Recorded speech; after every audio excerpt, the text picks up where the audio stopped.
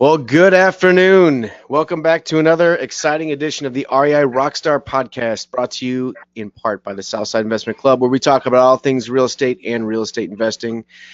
Been St. Louis's local club for 12 years strong, and has been an awesome resource for local investors, local real estate professionals, and folks of the like. So I'm your host, Nick Bauer, your real estate investing coach.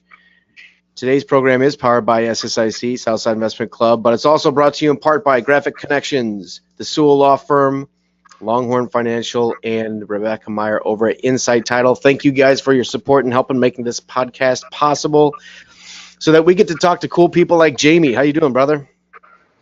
I'm doing fantastic, Nick. How are you doing? I'm doing awesome. This weather is great. Yes, it is. You're over at Utah right now. You renovating a house on Utah for the last little while, and is HVAC in that house yet? Yes. Oh, Yeah, but you don't even need it because the weather's so nice. I know. It's gonna be 80 tomorrow, so we might fire it up and make sure it works. But it's no, we're at. I got electricians coming in tomorrow to put in the switches and outlets and lights.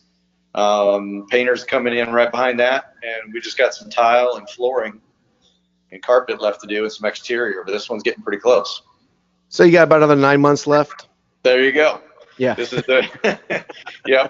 You look at it and you're like, you know what, we're getting pretty close, but it's the detail work that will eat you up on time. But that's the phase we're in right now. It's all the detail work. Yeah, man. The last 2-3 weeks of a rehab are always really stressful and always really I'll be done in 2 days, and then all of a sudden it's 3 weeks later and you're almost done, and you're almost 2 days away from being done in 3 weeks. It's crazy how that works, isn't it? Every time. And I've been doing this a while, and I still underestimate the last 10%.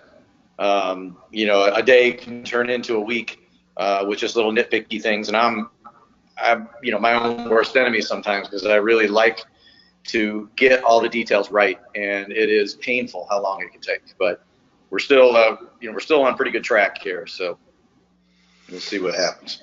Cool. So Jamie, you've been hanging around the South Side for the last little while. You're actually an Inner Circle member with Dave Kosanke. You guys teamed up together and joined up. But you and I have known each other for probably 4 or 5 years through some various other things. Your wife and I used to work together at Equity, Missouri. Believe it or not, it's actually closer to 10. I've known you for 10 years? Almost 10 years, believe it or not. Wow. From the first I wouldn't believe that. I met you, it's probably more like 8 or 9 years. Wow. Yep. I guess you're right. Yeah.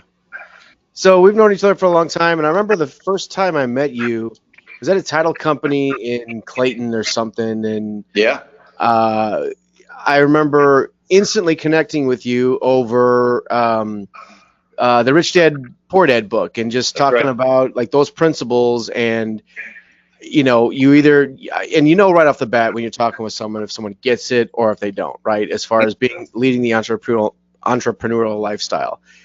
And we hit it off right away. Talk to me about your experience being an entrepreneur for most of your life. You've flipped cars, now you're flipping houses, you've done everything in between. Walk me through that. Yeah, I mean, my dad always had his own business. He was in industrial safety equipment, and then at one point in the mid '80s, jumped on to the asbestos removal. He didn't actually do the removal, but supplied the all the equipment and bags and all that, vacuum cleaners and all that stuff that went with it. So I came up in a house with a father who basically always had his own business, and I got to see. I appreciate it a lot more now as an adult than I really kind of did when I was a kid. Obviously, I didn't know what he was going through, but I knew he worked hard. But I also knew that he made his own schedule, could leave work when he wanted to, and then that's just kind of how I came up.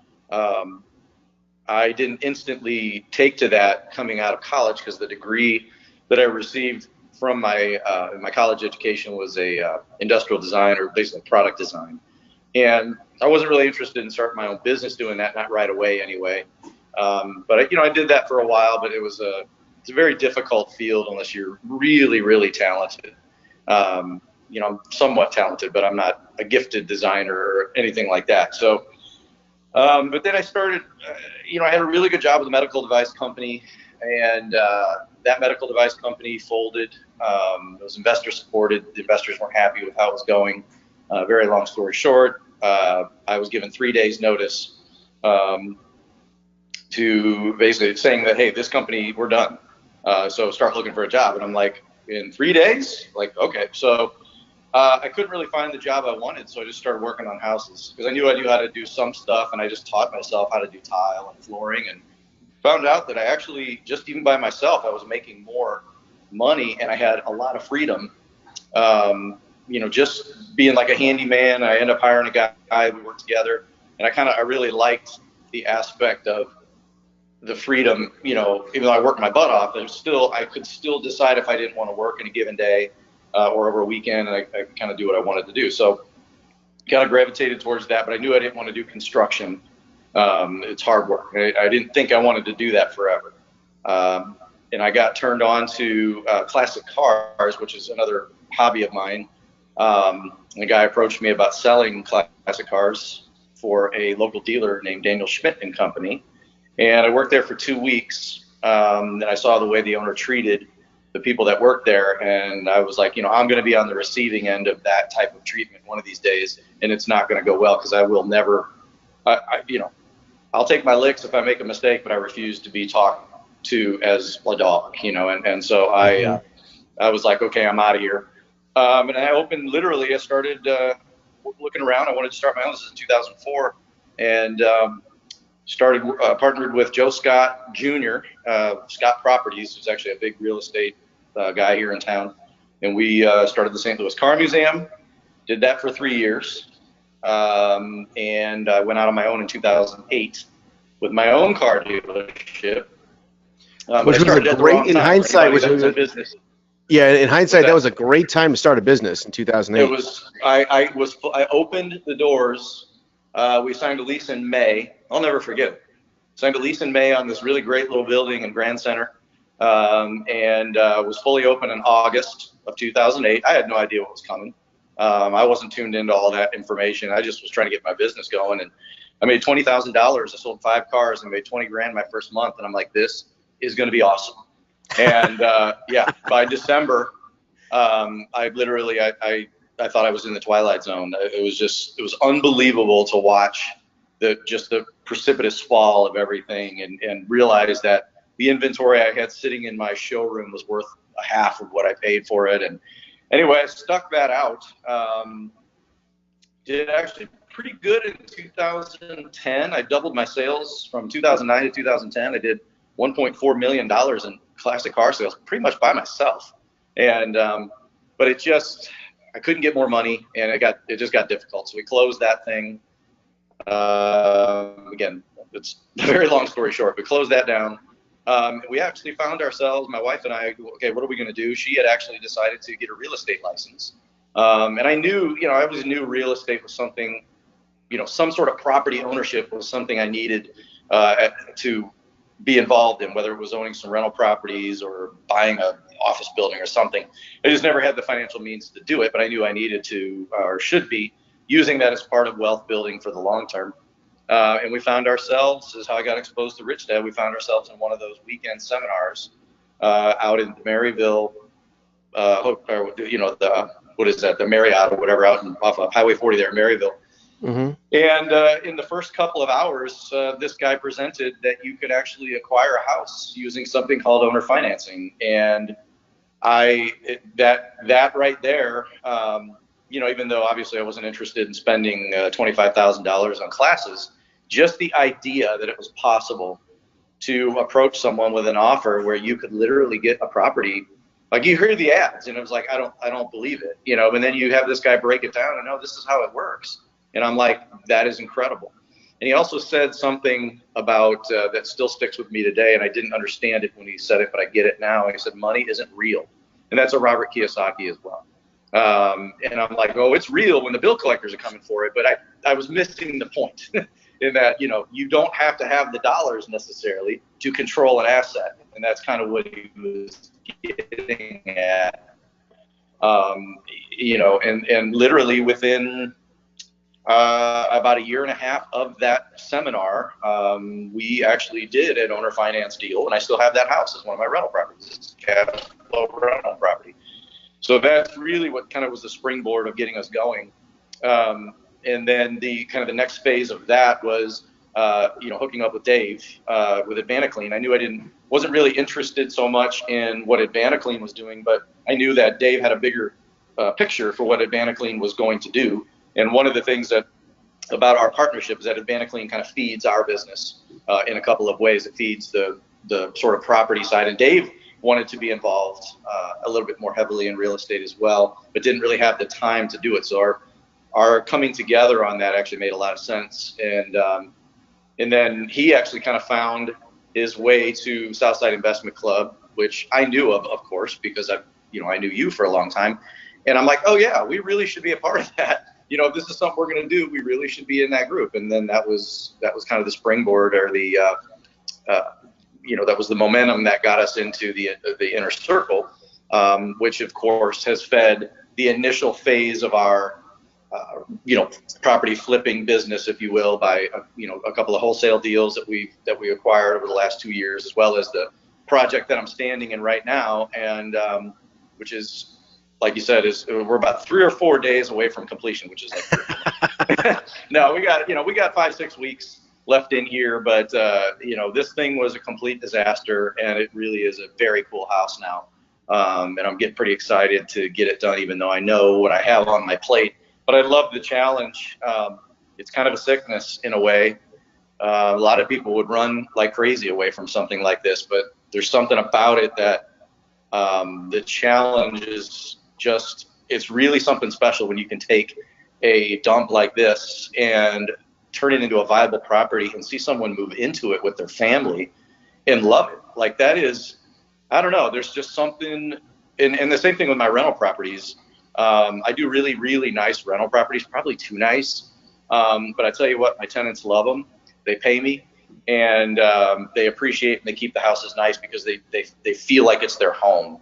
And I don't know, to me that works. Like, I if I wouldn't live in it, that's kind of my vibe, is like, if I would not live in this house, then for me it's not adequate. So I really kind of dial it up. And with that in mind, it's a little over 6 months ago, the house we were talking about before, the 707 Bates Street, Yep. was a wholesale deal that one of your former employees actually put in front of me, and I saw it at the meeting, and was like, that is a neat little house. I went down and saw it, and I'm like, we got to buy this thing. We scraped the money together, and we figured out how to do it. Originally, we're going to rent it, but I started working on it, seeing it come together, and I'm like, there's a shortage of nice, low $100,000 move-in quality houses on the market. And my wife, being an agent, she kept telling me, I think we ought to try to sell this thing. And she was like, we got a really good shot at making some money on this house because we really bought it right. And with me doing all the work, which was 6 months of evenings and weekends, yes, leaving a rehab and going and doing more rehab. So, pushed me to the point of almost burnout, but we're almost at the finish line. We close on the 13th. And that, what you said is right. After we did some repairs to the exterior and replaced the cast iron sewer lines, we're going to make right around 40 grand. Which essentially was the initial investment was about 50. It was 49 and some change to buy the house. That's not too shabby. I put in the sweat equity, believe me. I was driving home sometimes at 10 o'clock at night with freezing rain, in the middle of winter, working on that thing. But this was the push. This really does. It's really neat to see the idea, then the finished product, and then actually realize that, oh my gosh, this actually works. Like, we're going to make some real money on this thing. So I love that little house, and hey man, this is what it's all about. And I don't want to tackle another one of those by myself again. But I'm glad I did it. Great learning experience, and it's just sharpening my tools here for these bigger projects, as well as moving forward with how we want to do this business. So that's about the quickest I can sum it up. So, take a lot away from your past. and what you're currently doing and everything. I mean, I have immense respect for you because you're a doer, right?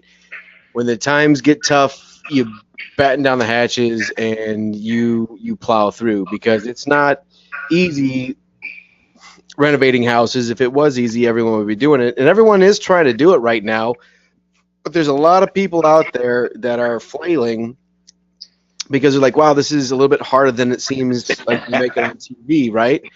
You know, like it actually carrying Yeah. drywall into a house is kind of hard. It's heavy, right? And but you're a doer, man. You just get out there and you do it, and maybe you stamp your feet and whine and complain for a little bit, but you end up getting you end up getting it done.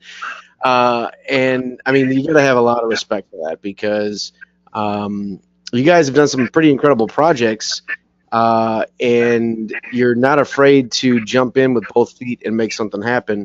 And I think that's really, at the end of the day, what separates a lot of people from massive success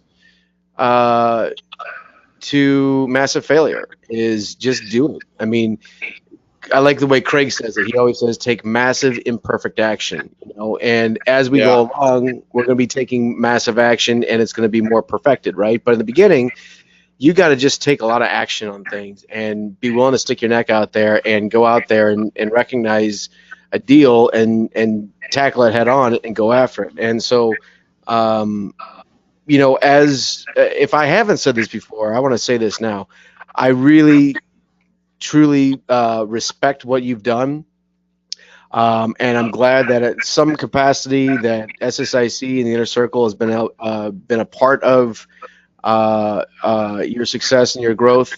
And at the same time, if you keep doing the things that you're doing on a daily basis, on a weekly basis, on a monthly basis, you are going to be where you want to be in a relatively short amount of time. Because like right now, if I were to ask you, Jamie, are you where you want to be right now in life? What would your answer to that be? I mean, in some ways, yeah, but you know, if we want to, you know, I mean, I'm very, very, you know, happy and content with, you know, my family and, you know, even where we live in our little house and all that stuff. Like I've learned to really kind of take inventory and be very content and find the happiness in kind of a simple life. So in that respect, we all have our health. I mean, it's all good things. From a business standpoint, no. And that's what I was getting at, right? And it's okay because I mean, right? I mean, most of the people that you're going to encounter in life are I mean, if they're honest with themselves, they're not going to be happy with where they're at financially, right? Yeah. Are you happy with your family? Awesome. Are you happy with your health and you know, spirituality and your marriage and that kind of stuff? Okay, those things can all be good, but if you weren't happy with where you were at, you wouldn't be doing what you're doing right now to do something, right? And that's what I'm getting at. Like you, I know. Yeah. You say, hey, I'm not where I want to be financially, and I know what I need to do to make that happen, and I'm doing it, right? And so you continue on that trend. I guarantee you, man, you're going to be. I mean, if anything, you are happy with the fact that you have a plan and you are on your path to doing that, and that's commendable, right?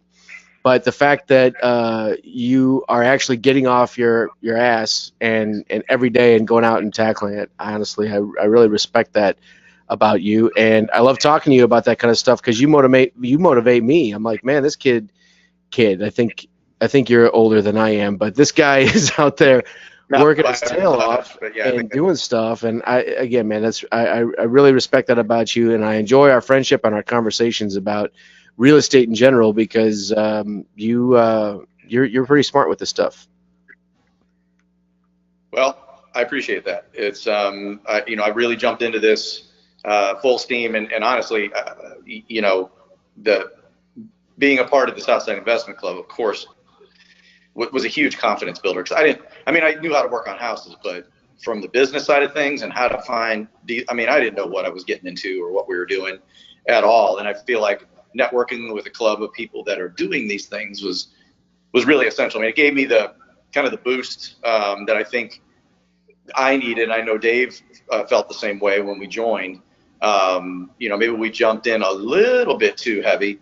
But now that we're kind of on the we're on the downhill. I wouldn't say downhill slide, but we still got a lot of work to do. But we're about to close up one, and then we'll finish the other one of these historics. I mean, we really took on a lot. And, Yes. and in 1 year, we also did 2 other big rehabs that, we took all the way through from, initial clean out to closing, and so, I didn't get into this thinking, again, a lot of this comes from just fortunately having the upbringing that I had. My father was, really big on work ethic. And he's like, no matter what you're doing, even if you hate it, you do it with 100% effort, and you always be mindful of quality, your quality workmanship and how you present yourself. And those lessons, man, I try to teach that to my daughter every day. Anyway, so, that's how and that Dave and I are very much on the same page when it comes to that. And I feel like, the people that I've really spent time talking to at SSIC are the same way. Like, there's a lot of like-mindedness. We can disagree on other on other things, but at the end of the day, man, when it comes to doing this business, the business of real estate, we all are making mistakes, but at the end of the day, man, we're all really trying to better ourselves, better our position financially.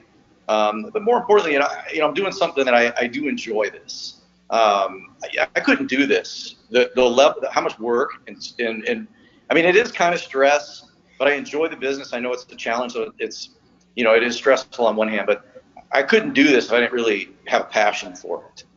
You have to. I mean, when you're putting this much effort into something, I mean, if you hate it, it's not going to work out. You're going to run away from this because this is hard. I mean, I don't care what anybody says. It's hard. And you know it as well as anyone. But I enjoy that. Like, I like the challenge. I'm just not a sit around kind of guy and wait for things to happen. I just never have been. I mean, I went from having my own car dealership to detailing cars for $12 an hour when I closed my shop, because that was the only thing I could get my hands on to just have some money coming in. And I was sitting on, and this is not an exaggeration, I was sitting on $125,000 in credit card debt when I closed my business. And you want to talk about a sick feeling? It's we've all been there. I mean, anybody I think that's started a business or ran a business or struggled with a business everybody, people that have been through it know what that feeling is. And I was like, there is only one thing at this age that I know how to do. Because most likely I'm not going to be a CEO of a major corporation. I'm not going to be a Wall Street trader. None of those things are going to happen. I'm not going to become a famous musician. Like that, all those ships have sailed. But the beauty of this business right here in St. Louis, if you really buckle down and work really hard. And again, this is a 3 to 5 year just to get the thing really working, and then start riding some momentum after 5 years. I mean, that's kind of what we're hoping anyway. But this business can take you there in a period of time where I think, you can build in 10 years what maybe takes people 30 to accomplish in a job with real estate. And that's what I want to learn how to do. And I know I still have more to learn, but I think we're building the foundation for that now, because I don't want to be 75 years old or 65 even, and, still going to Home Depot. Not that there's anything wrong with guys that do that, but I just don't want to be that. I want to. Well, I got news for you, man, because a while back I was talking about what I was going to be doing when I was not doing real estate anymore. And I had this grandiose plan, and I was doing some moves and making some things happen. And I was explaining this to my uncle. I said, hey, this is what I'm doing. This is what I'm going to be doing. And here's my plan. What do you think? He goes, you're not going to do that. And I'm like, what are you talking about? I could totally do that. And he goes, you're not going to do that. And I'm like, well, I don't understand. He goes, you're never going to quit, man. I mean, sure, you could do that, but then you're going to get bored and you're going to figure out something else to do. You're not going to quit. And I'm like, oh, wow. He's like, I got news for you, man. You're going to be doing this to 80. And I'm like, I probably will. Yeah. So I got news for you. I mean, maybe you're going to Home Depot, but you got someone else loading up the truck, and then you're just gonna. That's what I'm talking about. Then you're gonna go get some coffee and hang out and do that kind of stuff while your people are working for it. So there you go. I'm just saying I don't want to be the guy that's picking up the tile and doing tile and all that kind of stuff. Again, There's nothing wrong with any of it. I enjoy the work now. It's meaningful. And that's one of the other things that I think that maybe we don't talk about in this business, especially the rehab business, is that this stuff is not, you can't automate this, and that was a big light bulb that went on when, Dave and I were talking about, Vanna Clean. And I'm like, why are you doing this again? And he's like, you can't automate this stuff. You can't automate fixing a house. There's no robots that can come in here and do this. There's robots that can mine coal, for crying out loud, but there's not one that can come in and paint. Well, I mean, at least not affordably, that can come in and paint a house. It still takes humans to do this, which is good and bad, because it's hard to find, really good skilled labor, people that want to do this stuff. Well, no, maybe you can't automate it, but you can organize it, right? And you can have. Well, you know what I'm saying? Like, you're not gonna. There isn't a machine that can come in and do this, and there won't be anytime soon. Mm-hmm. So this is a safe business. People need places to live. There's always going to be a need for people with these skills and the desire to come in and take a house apart and put it back together. That's kind of what I'm talking about. I mean, organizing it, it's becoming, again, turning this into, like, right now we're just kind of scrambling and really just trying to get stuff done. The next phase of what we need to do, once we get a couple of especially these two historic rehabs off our back, is like, okay, now from this, like, what's our next 2 years look like? Like, how do we build this thing into a business versus just trying to finish a project and get it on the market, which is kind of what we're doing now. We're still in the early phases, and we jumped in a little bit heavy, but 2 years of education. I was a child, and I'm not saying I'm an adult yet in this business, but I mean, we were babies when we started, and I feel like we're adolescents now.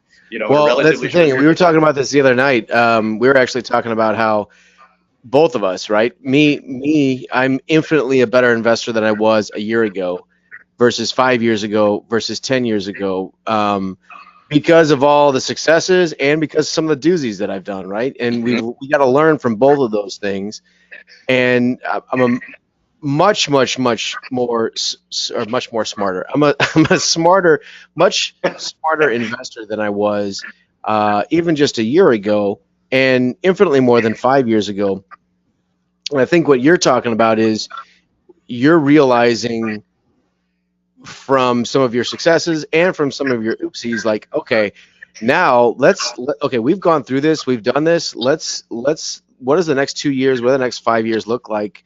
That's going to be able to launch us from the situation that we're at now. And that's, man, you got to look at that every quarter almost, And that's awesome that you're in that spot. We're like, okay, cool. Now I can tackle anything that comes our way. Do I want to do that deal? Do I want to do this deal? What are the easier rehabs to do? What are the hotter areas to do? What does this all entail? And answering those questions is going to really, I can't wait to see what happens in 2 years for you guys, what happens in 5 years for you guys, because you guys, you're going to be doing some cool stuff, and that's awesome. So again, congratulations, man. I can't wait to see that house when it's done. I can't wait to show it to you. Yeah, you've seen it in a couple of stages, which is pretty cool. So yep. But yeah, we'll have to do something here, once we get it done, because this is a pretty big victory, man. I think I don't toot my own horn very often, but even for even a seasoned rehabber, getting a project like this to market is no joke. And I had some experience, but man, I'll tell you, this year was something else. And we're not done because we got a whole nother one, but that one's coming along nice too. So I mean, we're doing, I feel like, the best we can. And we've also, one of the things we kind of learned too is that sort of blending in some contract work has been very helpful for our cash flow. We just finished a little remodel job in Lafayette Square and made a really good friend and customer there. That brought in some money to allow us to, be able to fund a portion of these projects without having to go to the bank, which is nice.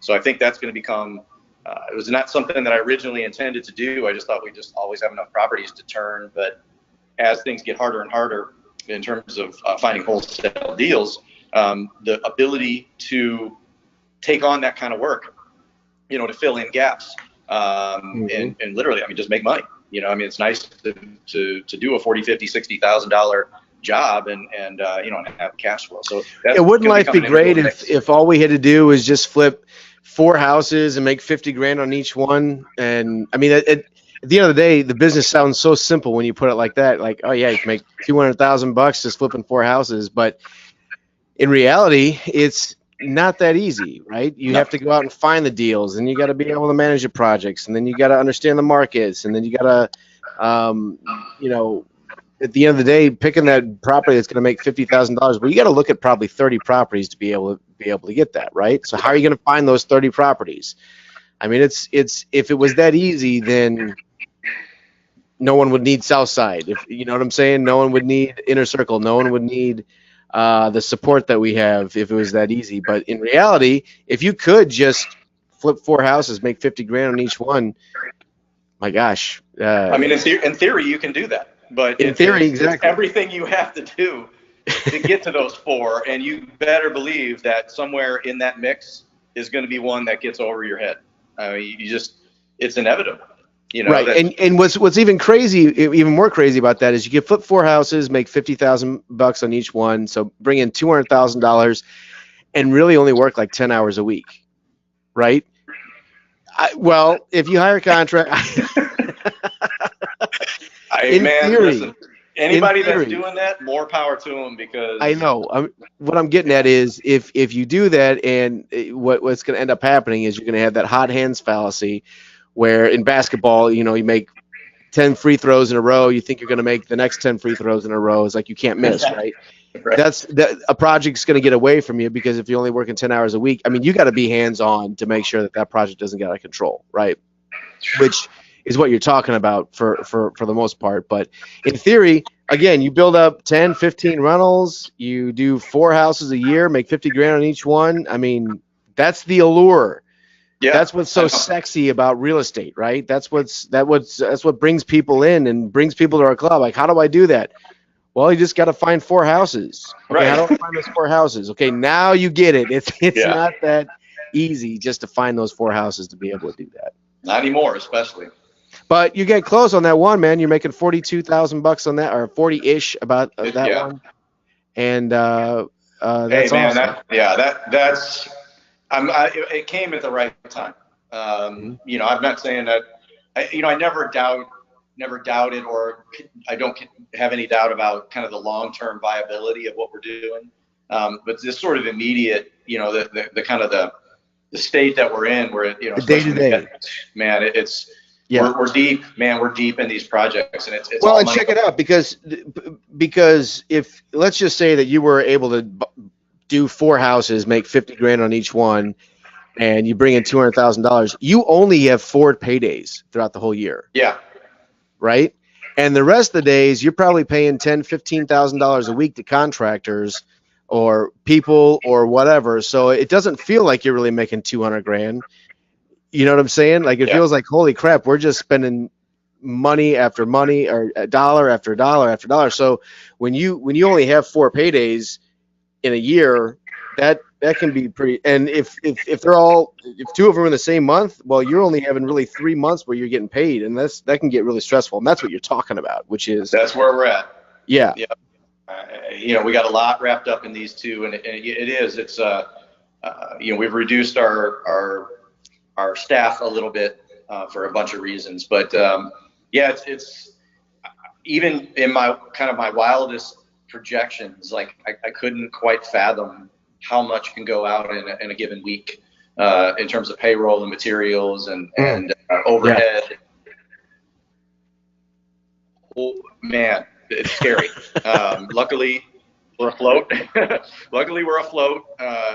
again, one of the reasons I took on some of these remodel jobs was just to get we would be done with this house. The one I'm sitting in now, if I didn't take those remodel jobs, we'd be done. But those remodel jobs, the 3 of them that we did over the last 4 or 5 months, I guess, those were worth about $120,000 to us. Now, we didn't make that much, but that's legit cash flow, and it really allowed us to kind of grease the wheels for a little while. But now it's time to buckle down. We gotta get on it here and get this thing done and get it on the market before it gets too late in the year. So it's we're at that phase. This is a tough place to be, but Dave and I are both real, we're looking at the long term. I mean, it's a little bit of short term pain, but we come out of this, I think, way smarter.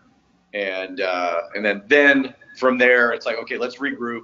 And actually, this is something we need to do pretty soon. Honestly, I'd like to, in the next few weeks, at some point, with you and Craig and Dave and myself, if we can all get together for a minute just to kind of strategize a little bit about what we need to be thinking about going forward, because we're not months away. We're weeks away on the one I'm sitting in, and then we're a couple of months out. But once this one's on the market, I think this house is going to go fairly quickly. It's in a great area. You just don't see many complete top to bottom, touched everything. Homeowner needs to do absolutely nothing to move into rehabs, in terms of historic homes. I mean, yeah, there's people come in, they'll do a new kitchen or a bathroom, but this thing, no joke, there is not a single surface that we didn't remodel and redo in this house. I mean, it is touched from top to bottom, even on the exterior, all the brickwork. I mean, it is unreal the amount of work that has gone into this thing. It's basically a brand new house with 105-year-old floors. It's really what it is. So, and some of the cool old character, but so I think it's going to get a lot of interest, and it's in Benton Park, which is cool. I hope anyway, because this thing selling puts us in a whole new world. It really does. And then that allows us to finish the other one, and then we really do kind of I want to hone in on what it is that, where we want to kind of focus our efforts. Finding good deals, man. That's the name of the business. Finding good deals. And I enjoy the people work. Start off don't realizing this. It's people think it's a real estate business, right?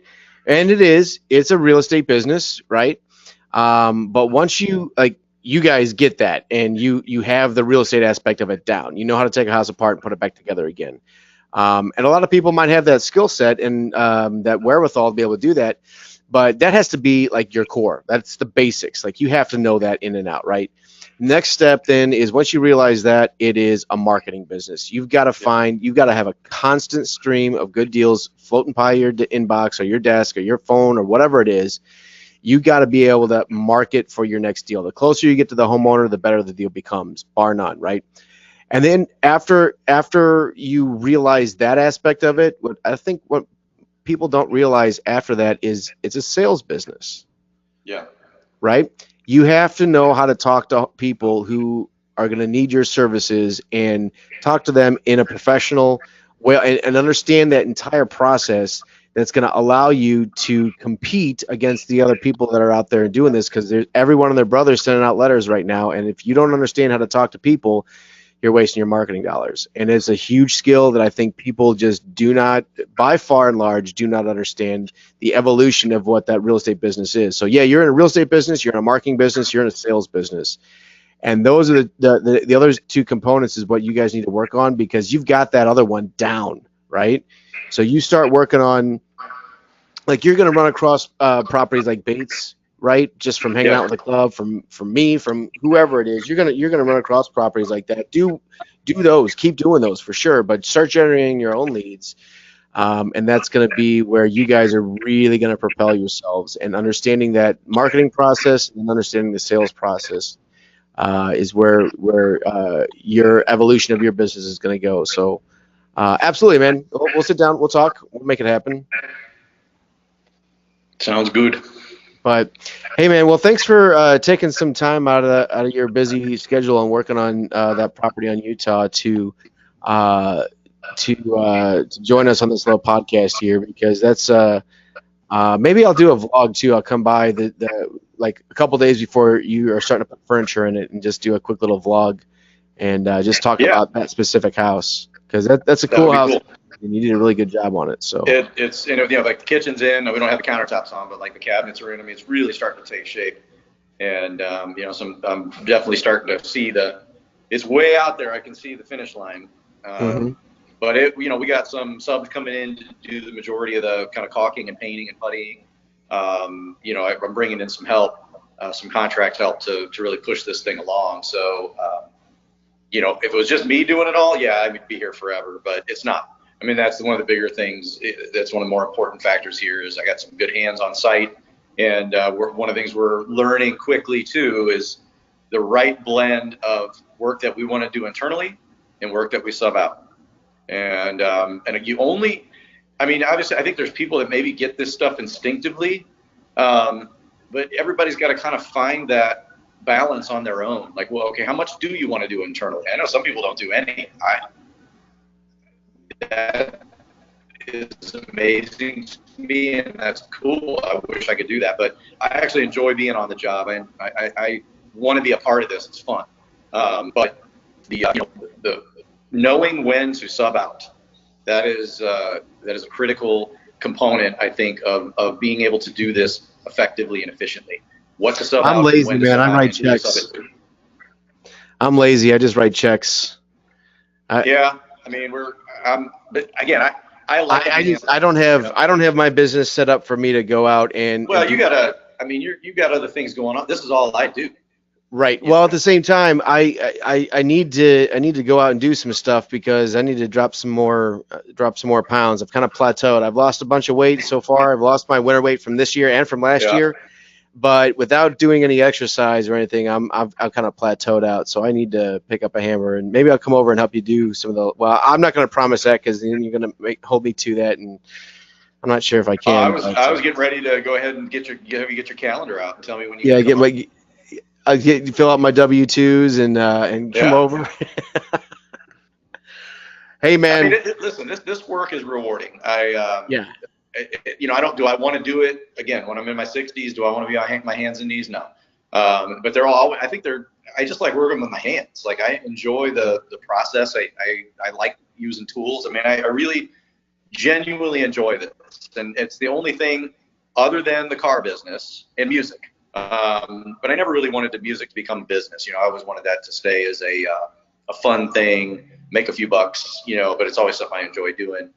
And it's pretty tough to make the same kind of money you can make in real estate playing the drums. Like only a few guys, only a few drummers in the world. If you're a stadium rocker, yeah. But other than that, maybe a studio drummer. But you're not making that kind of money. And it's just I'm not good enough. I mean, my wife gets mad at me when I say that. She's like, "You're really good," and I'm like, "I'm good for what I do." But compared to like some of these cats down in Memphis that cut all them tracks for them pop tunes, those guys are amazing.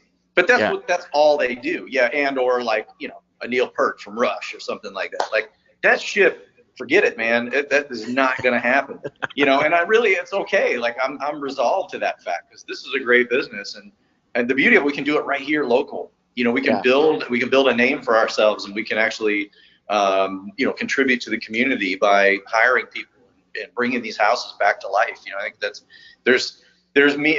Work is great. We all got to do it, but for me, especially at this age, like I got to be able to walk away with some satisfaction, even if that means making a little less money. Just knowing that there's some contribution that's beneficial. It's more than just earning money. It's more than that for me, and that's what really keeps me going because there's all kinds of stuff you can do to make money, but there's other levels to this real estate game, and I kind of tapped into that, and that's what keeps pushing me through. This is hard, man. I mean, it's hard to keep this all on track, but I know what we're doing is the right thing, and it has a lot of potential. So the Jamie B Hour. Yeah. I guess. We were thinking, hey, let's just have a 10, 15-minute podcast here. And oh, man, you knew once we got going on this. Like you were saying, I mean, we can talk about this stuff all day because we both have that. We subscribe to something a little bit higher. Like I don't just see this as a way to make a check. I'm passionate about not only the business side of it, but the actual process. Like I really enjoy taking a house and putting it back together, and I'll always enjoy that. I'm eternal idealist. That too. Yeah. And a realist at the same time, Idealist, realist, and dreamer, believer, all that stuff. So, hey man, thanks for being on today's podcast. I've since we started this podcast, I wanted to have you on. Like I was thinking, like, hey, you'd be a really good person to have on here. And I'm glad that we were able to make that a reality. And hopefully next couple months, maybe we can have you back in for an update and stuff like that. But yeah, I mean, a lot happens in a couple of months and when you're doing this stuff. So, and really, we should be looking at one on the market. This one I'm sitting in now, in about that time frame, we should have a house on the market. Sweet, sweet. Well, it looks like I might have just lost him anyway. We're wrapping up. But Jamie, again, thanks What for we were talking about. there you go. Remember what we were talking about here? Yeah, I'm back. Yeah, I got a call coming in. I didn't know what was going to happen if that did happen. So. Well, check it out. Let's go ahead and call it. Thanks for being on the call, man. Seriously, I respect what you do.